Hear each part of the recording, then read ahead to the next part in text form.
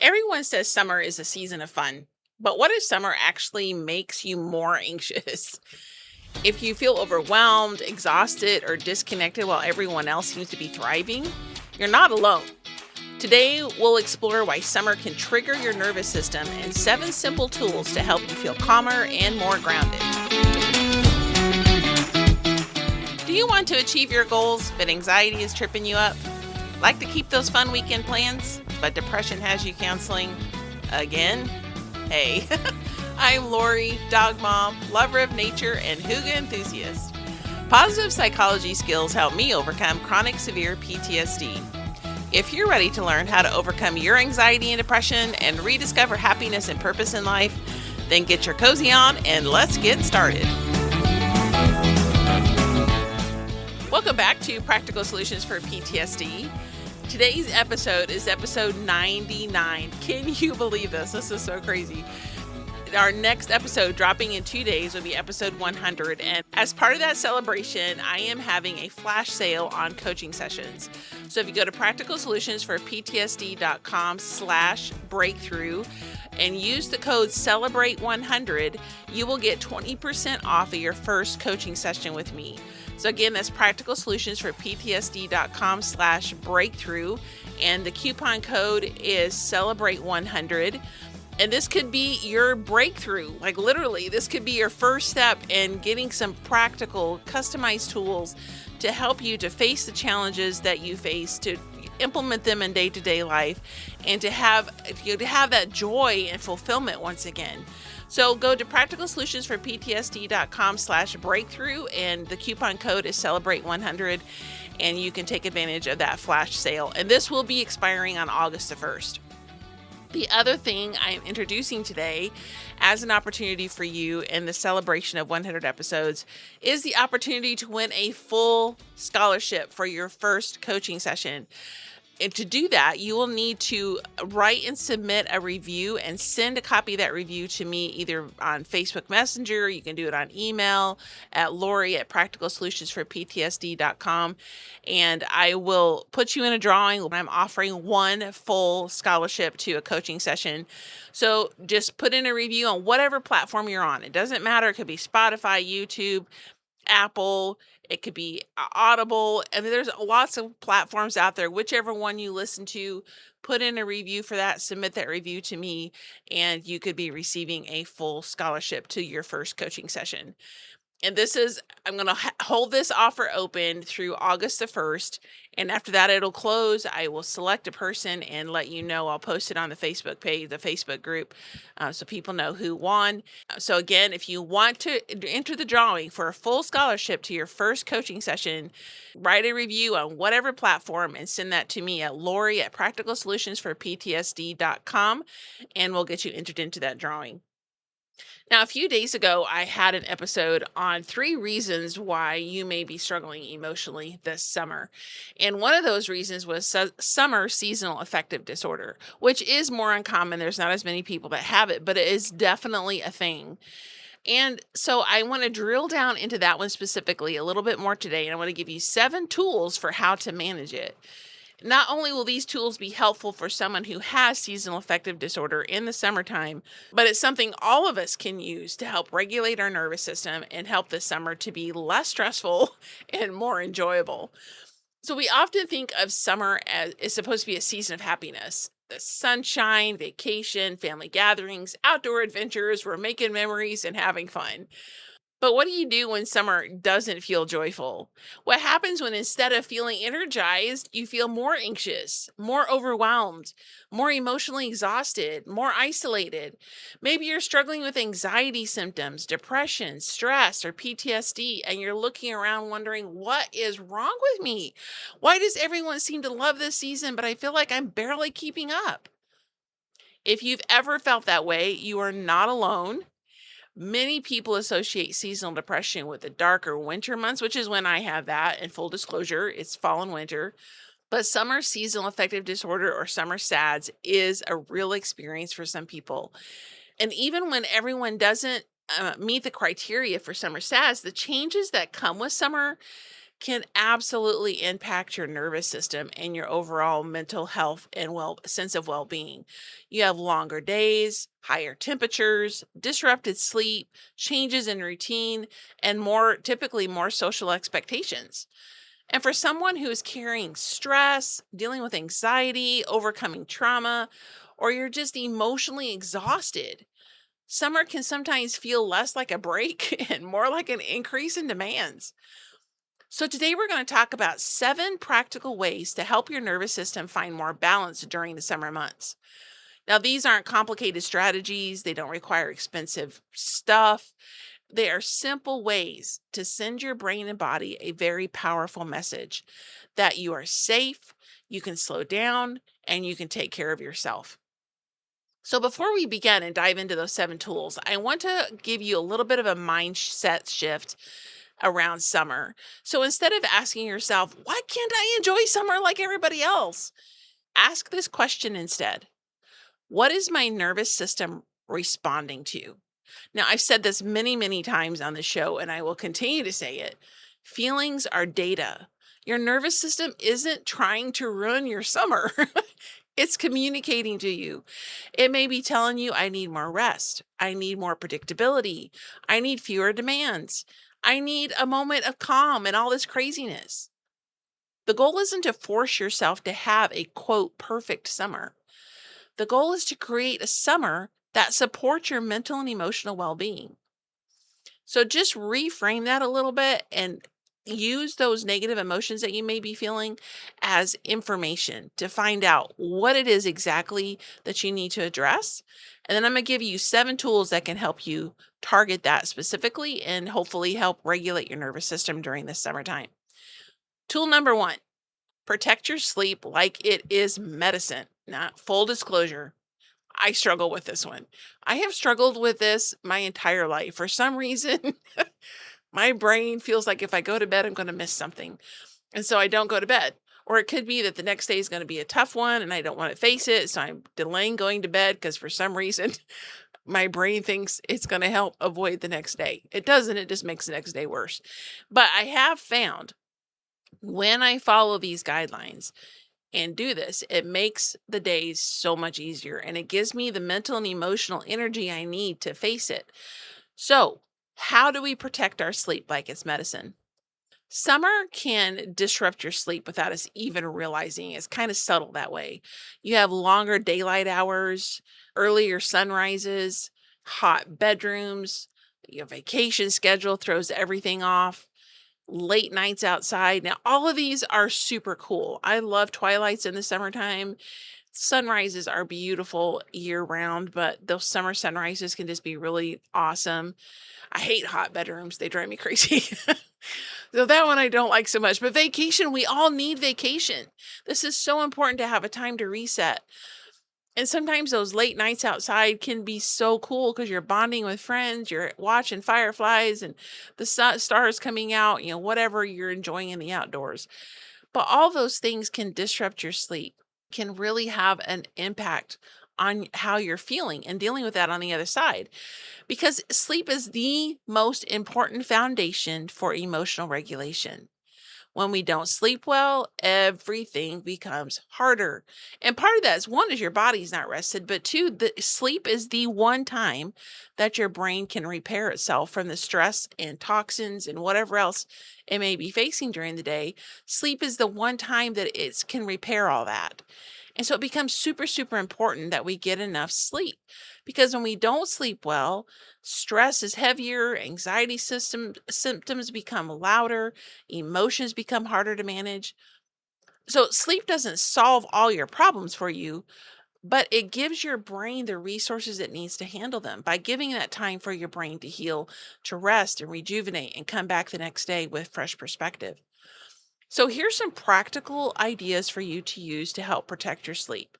One, use blackout curtains, and I use these in my house, in my room, and it makes a huge difference, especially when I'm not really wanting to get up at 5:30 in the morning, but the sun is already up and brightening my room.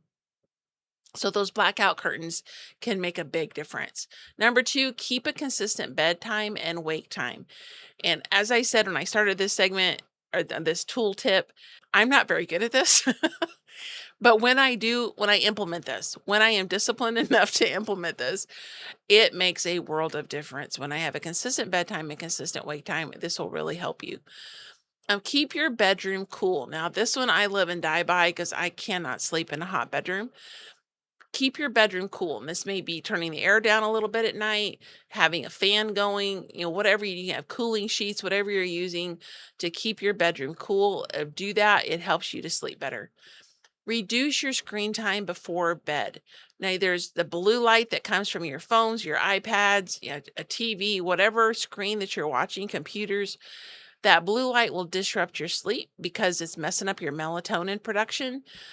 And it's really important that if you can't decrease it, at least protect yourself from it. So have blue light filter glasses on, whatever you need to do to protect yourself from that blue light. And then the last one is to create a calming nighttime routine. And this just tells your body, especially if you're doing the same thing every night, it tells your mind and your body, hey, it's time for us to rest because my body is doing this. I'm brushing my teeth, I'm reading a book for 10 minutes, I'm doing stretches, whatever it is that you do before bedtime. Creating that routine helps your body know it's time to rest. And when you're consistent with that, it can really help trigger and help you to rest at night. So, sleep isn't something you earn after getting everything done. It's something that helps you function through everything life brings to your doorstep. So, you really, really need to make that a high priority, not something that you earn after you finish everything on your to do list. And that's not to say there aren't exceptions. There are times it's important to stick it out. But for the rule of thumb is this is not something you earn. You really need to make it a priority. Tool number two is to cool your body to calm your brain.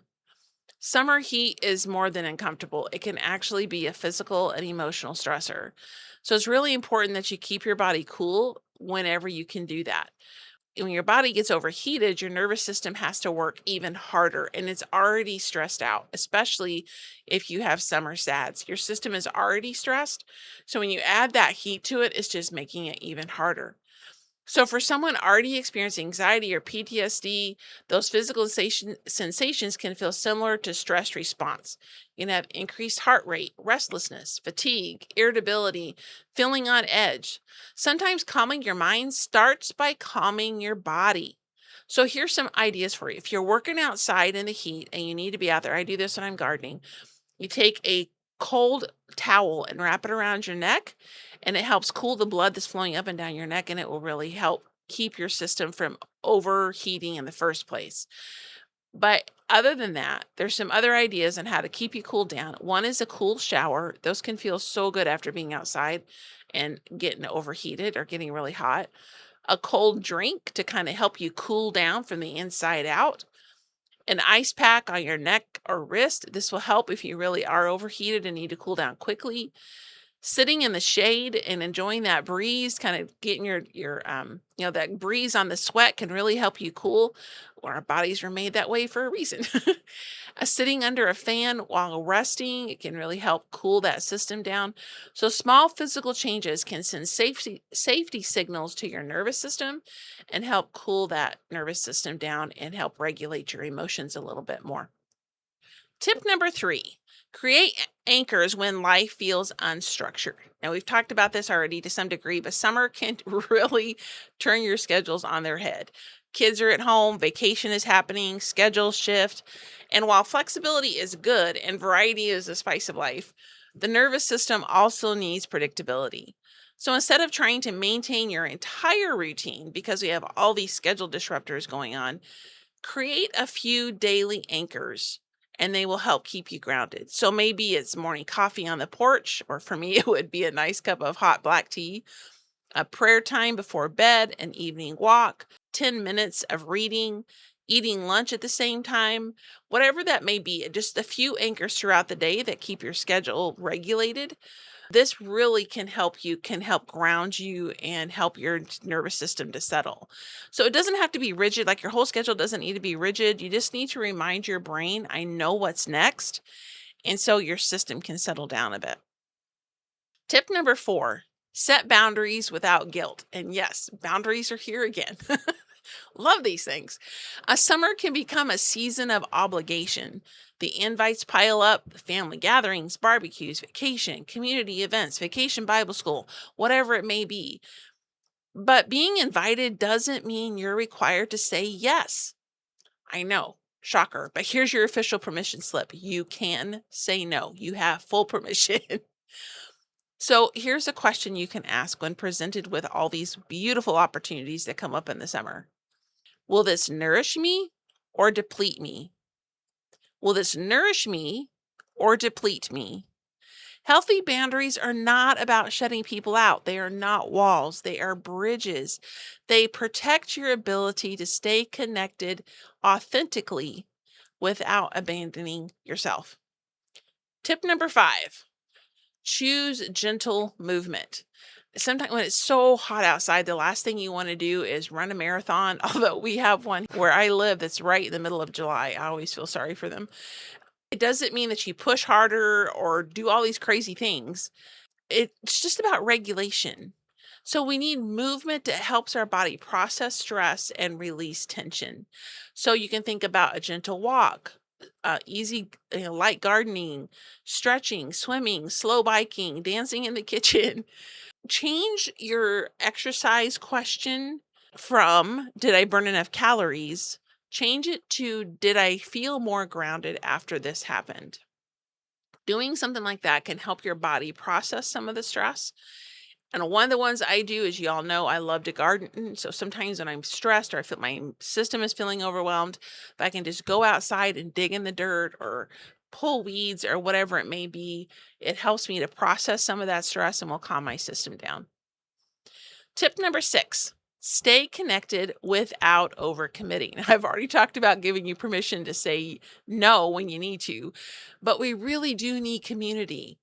Isolation can increase your loneliness. And I know sometimes I get this way. I cannot deal with people anymore. I just need to be by myself. I need my alone time. And one of my favorite phrases I heard from a counselor a long time ago, I need to clean off my Velcro. It's just too much stuff is stuck on me and I need some time to clean it off. But you have to keep that in balance. If you get too far down the isolation route and being by yourself, it can turn into loneliness, which can be even harder on your nervous system.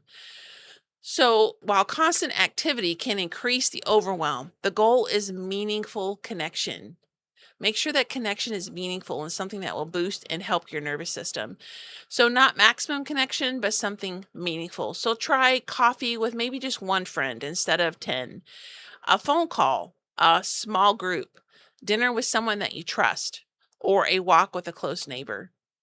Connection can be very healing, and we need that community. But connection should not require you to ignore your own needs. Tip number 7, practice gratitude and grounding.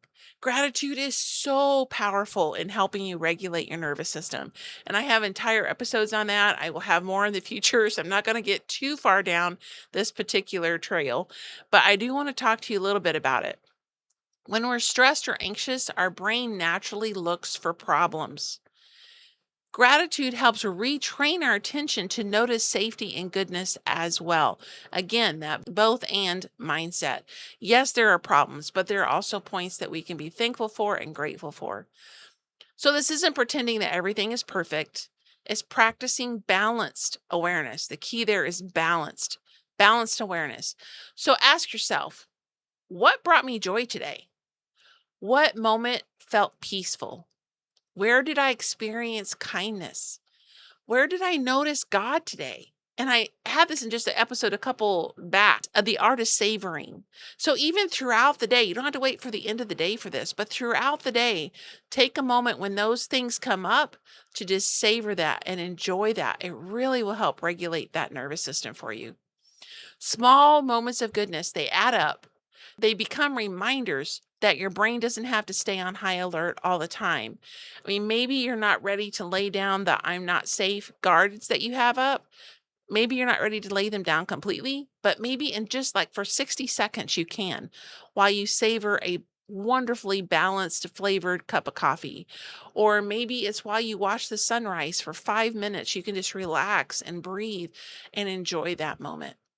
So, practicing gratitude and grounding, keeping yourself grounded in the present moment, enjoying those moments can really help regulate that nervous system for you. And I'm going to give you one bonus.